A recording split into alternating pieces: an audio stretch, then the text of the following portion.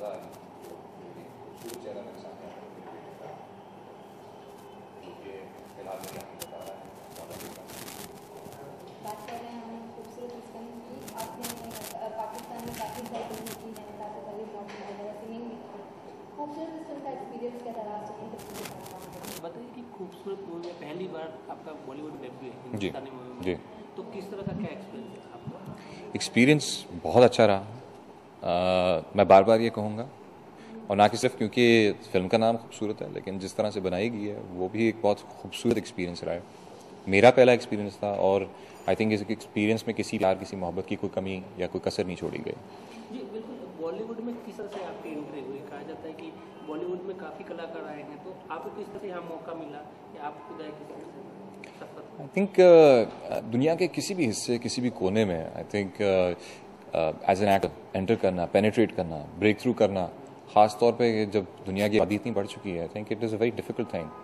And I think चाहे पाकिस्तान हो, चाहे इंडिया हो, चाहे कोई भी मुल्क हो, वहाँ पे to be able to penetrate, to be able to become a part of a fraternity जिसमें ये विजुअल आर्ट जो है बनाया जाता है, वो एक बहुत एक इज़्ज़त की बात होती है। एंड मेरा जो खूबसूरत से जहाँ तक जो जो ताल्लुक़ है, मैं फ़िलहाल वहाँ पे कुछ काम कर चुका था जो इन लोगों ने देखा, उनको पसंद आया, तो उसकी बेसिस पे उन्होंने मुझे कांटेक्ट किया, हमने कुछ रीडिंग्स की, उनको आगे पसंद आया, उनको लगा कि मैं एक कैरेक्टर निभा सकता हूँ, और इसी तरह कहानी शुरू हो गई। जी बिल्कुल। आप एक्टर के साथ बढ़िया सिंगर भी है, सुना रही इसमें आप गाने भी नहीं, मैं ये तो नहीं कहूँगा कि मैं एक बढ़िया सिंगर हूँ लेकिन इस फिल्म में फ़िलहाल तो कोई गाने नहीं है मेरे, लेकिन अगर कभी को मौका मिला और मुझे लगा कि मैं तैयार हूँ कुछ अपने इस अंदाज को भी दिखाने के लिए, तो will definitely go for it.